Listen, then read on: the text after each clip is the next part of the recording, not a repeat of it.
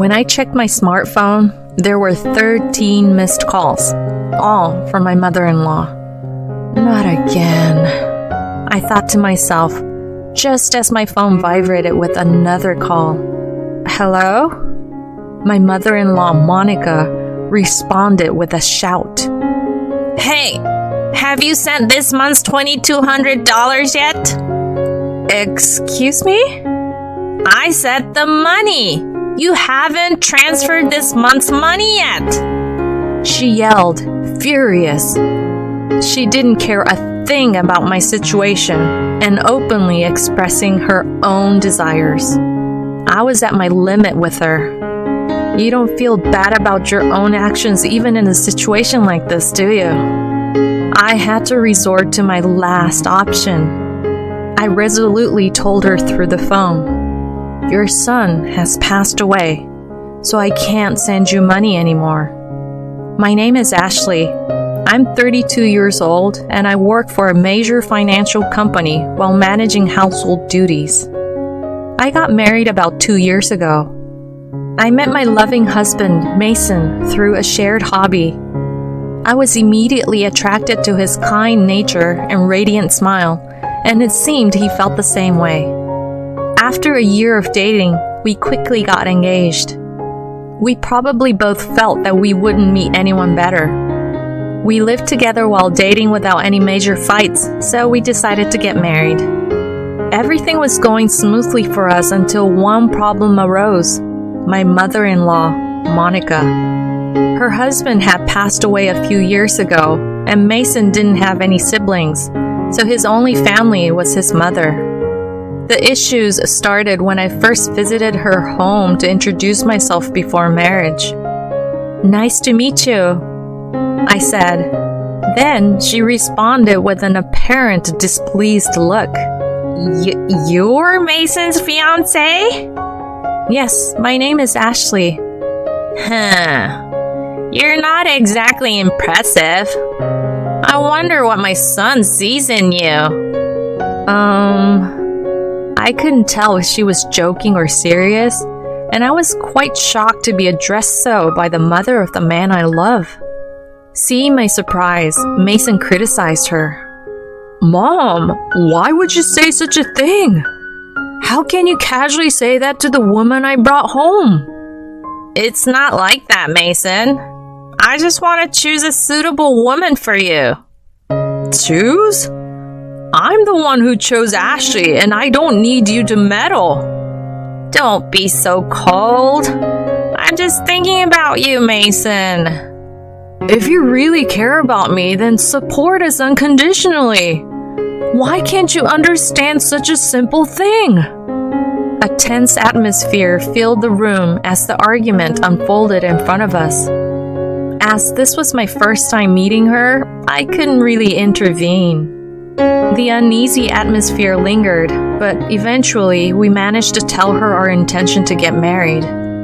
As we were leaving, Monica, still appearing disgruntled, called out to Mason, Hey son, you're going to keep that promise after you get married, right? What promise? You know, the monthly money.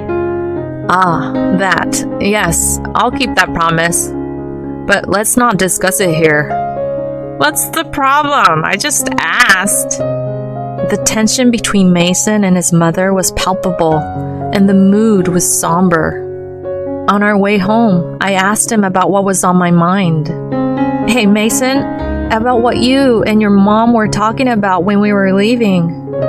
Yeah, I have to tell you something, Ashley. I heard something about the monthly money. After my dad passed away, I've been sending her money every month. How much? $1,500. $1,500? I inadvertently raised my voice at the sheer amount. And with that, he sighed deeply and began to speak slowly. The truth is, my mom, she's in debt. Debt? She got into it with gambling a while ago. Now she's trying to live while paying it back. She doesn't get around too well anymore, so she seems to spend most of her time at home these days. But she still needs living expenses, you know? Yeah, but $1,500 is a lot. If I give her less, she'll just keep calling over and over again. And no matter what, she's still my mom. Considering she's living alone, I'm worried about her. I see. He really cares about his mother. But that makes sense. After his father passed away, she's the only one left. No matter her character, she's still his precious mother. At that time, all I thought was how kind he was. 2 months after our marriage, on a certain day while I was on lunch break, my phone rang. It was a call from Monica. Hello? I replied, and she began to speak cheerfully. It's been a while, Ashley. I have something I'd like to talk about. Is that alright? Yes. What is it? Actually, I would like you to send me money too. Excuse me? Stunned by the unexpected request, I was at a loss for words. But she continued, sounding pleased. Remember the conversation we had the other day? You work at a financial company, right? So you must be making good money. No, not really. Are you planning to lie to me because you don't want to give me money? No, that's not it.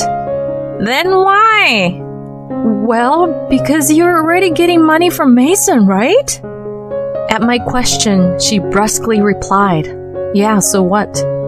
I stated firmly to her, who seemed to lack gratitude.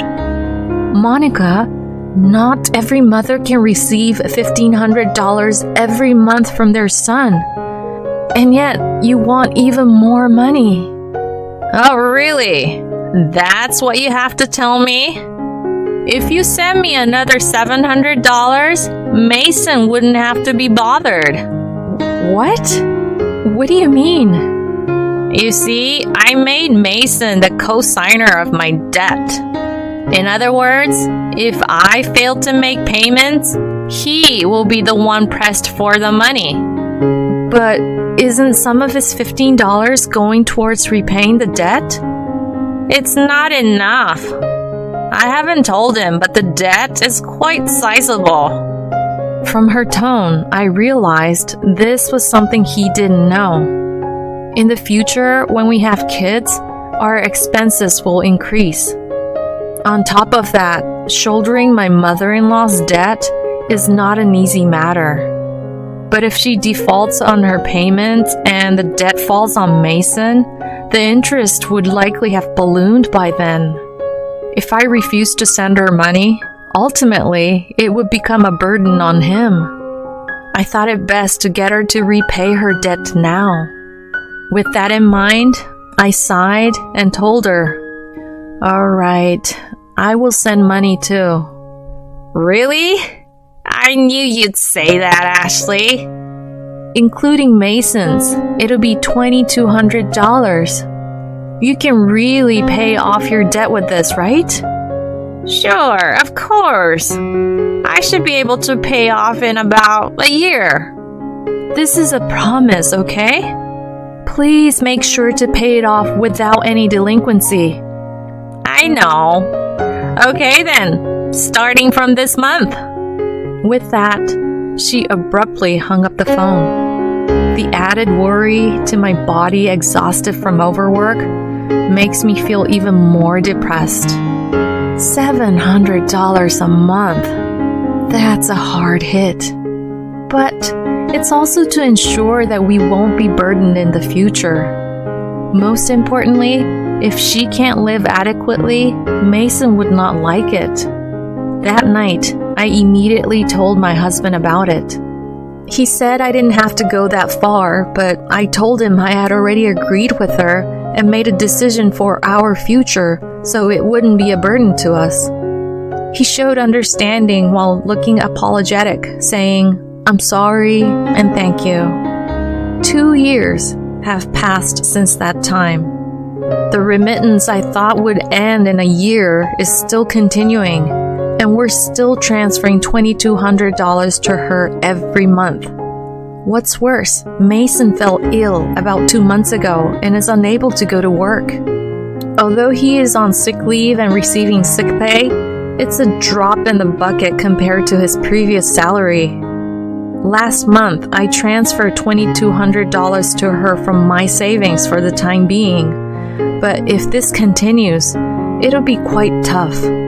Moreover, unbelievably, she has not visited her son even once. Even though we have told her that he was hospitalized, she just contacts me asking, "You're still sending money, right?" I was so furious that I decided to talk to Mason about it. "Hey, honey, your mother doesn't care about your situation at all. She only thinks about money. I think we should seriously consider what to do in the future." "Yeah, I've been thinking the same thing. I don't want to burden you any further. I've received several calls and messages this month asking, is the remittance still not done?" Seriously? Even though her own son is sick, she only thinks about money. Is there anything on her mind other than money? He expressed his anger towards his mother with a somewhat haggard expression.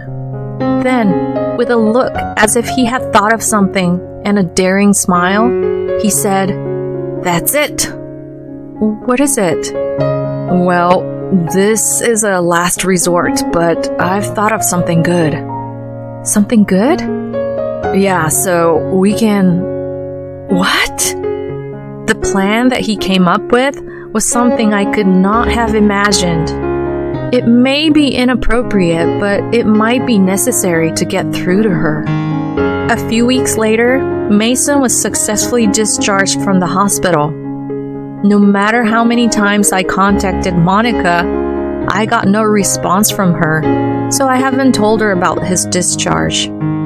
I've been receiving constant reminders about the remittance from her these past 2 weeks. There's no point in sending money to a mother who doesn't even care about her son. As I was having coffee with Mason, a message came to my smartphone. When I looked closely, there were 13 missed calls, all from Monica. Not again. As I thought this, my phone vibrated again. It was another call from her. "Hello?" I turned on the speaker so Mason could also hear, and she suddenly started yelling, "Hey, where's my $2,200? "Excuse me?" "I'm talking about the remittance. The money for this month hasn't been transferred yet." "Monica, do you understand that Mason is currently..." "I don't care if he's in the hospital or what. It doesn't concern me. You're working at a good company, so you must have plenty of savings. Hurry up and transfer it to me." She was raging in anger and finally made a statement that made me doubt my ears. "Listen, you married and became Mason's wife, so if he can't pay, you have to pay me. If you refuse, I will make you a co-signer of my debt." At that moment, something snapped inside me. Without considering our situation at all, she was simply revealing her own greed. I had reached my limit with her. Even in this situation, she doesn't feel bad about her actions? In that case, I have no choice but to use the last resort. I said firmly into my smartphone, "Your son has passed away, so we can no longer send you money." At those words, she let out a stunned, "Huh?" Yes, this was exactly the final measure Mason had suggested.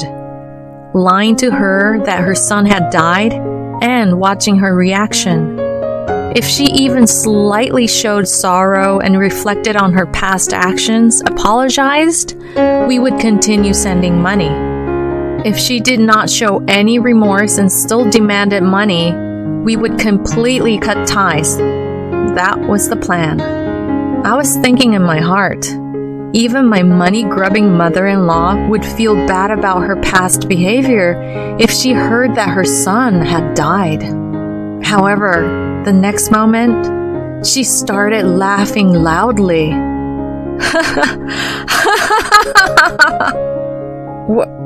What's so funny? Well, everything! If Mason's dead, that means his inheritance will be distributed to me too.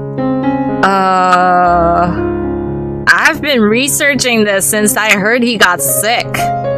Listen, 2/3 of Mason's property is yours, but 1/3 is mine. I was at a loss for words. I could not believe that the first thing she researched when she heard her son was sick was not the treatment method, but about inheritance distribution. I was not just angry, I was astounded. Mason felt the same way. He met my eyes and slowly nodded. This was a sign to continue with the plan as is. I said to her again in a strong voice, "Monica, did you hear what I said? Mason has passed away." Yeah, I did. What about it? Aren't you sad? Your son passed away before you. Well, I was worried that the money would stop coming, but if I'm getting the inheritance, then I guess it's fine. What the? Anyway, make sure you send me my 1/3, okay? I won't let you run off with all of it. The call was abruptly cut off and a dial tone echoed. When I looked at Mason, he was red and trembling. Are you okay, honey? When I asked, he looked into my eyes and said, I'm cutting ties with her. She'll probably come here asking for money eventually. Let's wait until then. Okay, but are you really okay with this? Cutting ties like this? Yeah, I have absolutely no regrets after that call. She's not my mother. His eyes were filled with hatred. I felt the same way. A human being who values money more than her son's life? She's not family to me. A few days later, as we predicted, Monica barged into our house. For the time being, I asked Mason to hide in the next room and decided to handle her myself. There, my mother-in-law approached me with a demon-like expression. You! Hurry up and give me Mason's inheritance! That again? Don't you have anything else to say? He's already dead. There's no point in saying anything else, is there? You didn't even come to visit him, and now you're saying this? Do you really call yourself a mother? You're annoying. Hurry up and give me the money. I can get a lawyer to handle this, you know. There's no point in talking any further. Just as I thought that, Mason appeared from the next room. Seeing him, she shrieked as if she'd seen a ghost. Mason? Why? You're supposed to be dead. Long time no see, Mom. I'm sorry, but we lied about me dying. What? You lied? What kind of sick joke is that? It was to check your true character, Mom. I wanted to see what you'd do about the money transfers if your son died. But, as I expected, you're nothing more than trash who only has eyes for money. That's very clear to me now. What? How dare you call me trash? Shut up! I'm cutting ties with a toxic mother like you! At Mason's roar, she stood there with her mouth agape. She couldn't comprehend the situation of her own son declaring to cut ties with her. What does this mean, Mason? It's just like I said. I can't consider someone like you as my mother. Then what about the money? The hell we would give you. You deal with the debt on your own. We've decided to move. Hold on a sec. If you do that, though, I won't be able to live. Tears in her eyes, she reached out her hand to Mason. He forcefully shook it off, and with a cold gaze, he declared, I don't give a shit about your life. After all the help we've given you, you can't even apologize once. I'm glad I found out your true nature. Don't ever show up in front of us again. Wait! Are you abandoning me, Mason? Ignoring her words, Mason grabbed her arm, dragged her to the entrance, and threw her out of the house along with her shoes and bag. She made a racket outside for a while, but she seemed to disappear after a bit, unable to bear the looks from the neighbors. We received several calls from her, but ignored them all.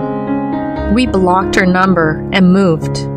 As for the co-signing issue on her debt, since she had listed Mason as the co-signer without his consent, the contract was invalid, and he bore no responsibility.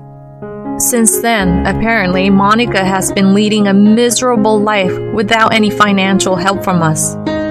She deserved it because instead of using our money to repay her debts, she mostly spent it on gambling. She still has a mountain of debt and is being hounded by debt collectors every day. She can no longer gamble, her favorite pastime, and seems to be working from dawn till dusk. It doesn't seem like she'll be able to pay off her debts anytime soon. She'll likely have to work until she's unable to move. All this is her just desserts. On the other hand, we've been living fulfilling days in our new home. Mason's condition has stabilized and he's returned to work after some time. We're excited to welcome a new family member soon too. We can't wait to meet her next year. From now on, we want to spend our days happily as a family of 3.